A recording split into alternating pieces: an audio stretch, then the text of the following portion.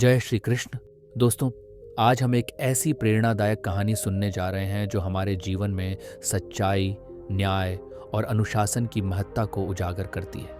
यह कहानी एक धर्मात्मा राजा की है जिसने अपने राज्य में समृद्धि और शांति के लिए कठोर नियम बनाए, लेकिन जब स्वयं को उनके उल्लंघन का दोषी पाया तो उन्होंने सच्चाई और न्याय का पालन करते हुए अपने लिए सजा स्वीकार की। इस कहानी के माध्यम से हम जानेंगे कि कैसे सच्चाई और आत्मनियंत्रण से हम अपने जीवन में महानता प्राप्त कर सकते हैं और समाज में एक आदर्श स्थापित कर सकते हैं। आइए इस कथा से प्रेरणा लें और अपने जीवन में सत्य और न्याय के मार्ग पर चलें। पुराने समय में एक बड़ा ही सुंदर राज्य था। उस राज्य का राजा बड़ा ही उदार, धर्मात्मा और प्रजा को प्रेम करने वाला था। वह अपनी प्रजा के सुखों के लिए एक से बढ़कर एक सुंदर राज व्यवस्थाएं करवाता और उनकी सुरक्षा के लिए कड़े कानून बनाता। उसने एक नया कानून प्रचलित किया कि अमुक अपराध करने के लिए अपराधी को देश निकाले की सजा दी जाएगी। कानून तोड़ने वाले बहुत से दुष्ट आत्माओं को राज्य से निकाल बाहर किया गया। राज्य में चारों तरफ सुख, शांति और समृद्धि का माहौल था। लेकिन एक बार भूलवश वही अपराध राजा से हो गया। राजा बड़ा दुखी हुआ।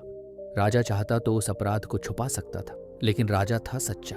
अगले दिन बड़े दुखी मन के साथ वह राज दरबार में उपस्थित हुआ और सभी के सामने अपना अपराध कह सुनाया। उसने कड़े शब्दों में यह आदेश भी दिया कि मैं अपराधी हूं और मुझे इस अपराध की सजा भी मिलनी चाहिए। दरबार में उपस्थित सभी सभासद इतने धर्मात्मा राजा को राज्य से निर्वासित नहीं करना चाहते थे, लेकिन राजा अपनी बात पर अड्डा रहा। उसने स्पष्ट शब्दों में कहा, जब राज्य के कानूनों को मैं ही नहीं मानूंगा तो प्रजा उनका किस प्रकार पालन करेगी?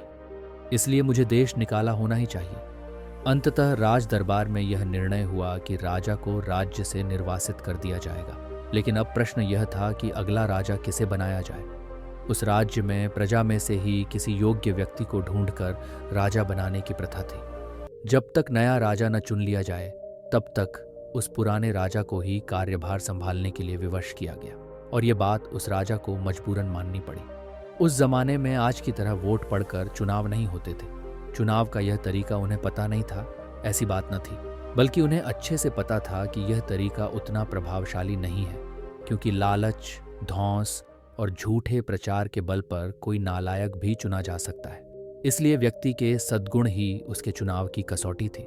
जो भी व्यक्ति सभी में अपनी योग्यता को सिद्ध करता वही चुन लिया जाता। जितना उस राज्य का राजा धर्मात्मा था, उतना ही उस राज्य का प्रधानमंत्री भी बुद्धिमान था। उसने नए राज्य के चुनाव का दिन निश्चित किया और पूरे राज्य में यह घोषणा करवा दी कि जो भी इस निश्चित दिन को सुबह 10 बजे राजमहल में आकर महाराज से सबसे पहले मिलेगा, उसे राजा बना दिया जाएगा। राजमहल एक पथरीली पहाड़ी पर मुख्य शहर से लगभग 2 मील की दूरी पर जरूर था, लेकिन उसके सभी द्वार खोल दिए गए थे। भीतर जाने की कोई भी रोक टोक न थी। राजा के बैठने की जगह भी खुले में थी और वह घोषणा के दौरान सभी को चिल्ला चिल्ला कर बता दी गई थी। राजा के चुनाव से 2 दिन पहले प्रधानमंत्री ने सारा शहर खाली करवाया और उसे अच्छी तरह से सजाया। सभी प्रकार के आराम और भोग विलास की वस्तुएं पूरे शहर में जगह जगह रखवा दी गई और उन्हें लेने की सभी को छूट थी। किसी से कोई कीमत नहीं वसूली जानी थी। सब कुछ मुफ्त में था। कहीं मेवे मिष्ठान के भंडार खुले हुए थे तो कहीं खेल तमाशे हो रहे थे। कहीं आराम के लिए मखमली पलंग बिछे हुए थे तो कहीं सुंदर वस्त्र आभूषण मुफ्त में मिल रहे थे। सुंदर और कोमल अंगों वाली युवतियां लोगों के सेवा सत्कार के लिए खड़ी थी। जगह जगह राजकीय नौकर हाथ में दूध और शरबत की गिलास ले खड़े थे। इत्रों के छिड़काव और चंदन की सजावट से पूरा शहर महक रहा था। शहर का हर एक गली कूचा ऐसे सजा हुआ था मानो कोई राजमहल हो।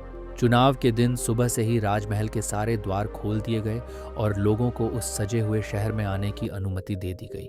शहर के बाहर खड़े प्रजाजन जब शहर में घुसे तो उसकी सजावट देखकर हक्के बक्के रह गए। मुफ्त के शरबत और दूध हर कोई पीने लगा। किसी ने मिठाई की दुकान पर आसन जमाया तो कोई सिनेमा देखने जा बैठा। कुछ मुफ्त के गहने और कपड़े पसंद करने लगे तो कोई सुंदरियों के गले में हाथ डालकर नाचने लगा। सभी लोग अपनी अपनी रुचि के अनुसार सुख सामग्री का उपभोग करने लगे। 2 दिन पहले ही सभी प्रजाजनों को मुनादी करके यह बता दिया गया था कि राजा से मिलने का सही समय 10 बजे का है। इसके बाद पहुंचने वाले को राज्य का अधिकारी नहीं माना जाएगा। शहर की सजावट और सुख सामग्री का मेला सिर्फ कुछ ही समय का है। एक नियत समय के पश्चात इसे हटा दिया जाएगा। शहर का ऐसा एक भी व्यक्ति न था जिसे दोहरा दोहरा कर ये सारी बातें न बता दी गई हों, और सभी ने कान खोलकर सुन भी लिया था। लेकिन शहर की सजावट और मुफ्त की सुख सामग्री ने सभी का मन ललचा लिया था। किसी का भी उन्हें छोड़ने का मन नहीं कर रहा था। राज मिलने की बात को लोग उपेक्षा की दृष्टि से देखने लगे। कुछ सोच रहे थे कि दूसरों को चलने दो, मैं भागकर उनसे पहले पहुंच जाऊंगा। कुछ कह रहे थे कि अभी तो बहुत समय बाकी है। कुछ का विचार था कि सामने की चीजों को ले लो, अगर राज्य न मिला तो ये भी हाथ से जाएंगे। कुछ तो राज्य मिलने की बातों का मजाक उड़ाने लगी कि यह गप्प तो इसीलिए उड़ाई गई है ताकि हम यहाँ मिल रही सुख भोग की वस्तुओं का आनंद ना उठा सकें। पूरी भीड़ में से एक दो ने हिम्मत की और शहर से निकलकर राजमहल की ओर चली। लेकिन थोड़ी दूर चलने पर ही महल के पथरीले रास्ते, पहाड़ी की ऊंचाई और शहर की सुंदरता ने उनका मन बदल दिया और वह उल्टे पांव शहर वापस चले आए। सारा नगर सुख भोग के संसाधनों में डूब चुका था। किसी को भी समय का ख्याल न रहा। 10 बज चुके थे, लेकिन हजारों प्रजाजनों में से कोई भी राजमहल न पहुंच सका। बेचारा राजा दरबार लगाए अकेला बैठा रहा। प्रधानमंत्री मन ही मन खुश हो रहा था कि उसकी चाल कैसी सफल रही। जब राजा से मिलने कोई ना आया तो मजबूरन उसी राजा को फिर से राज्य का कार्यभार संभालना पड़ा।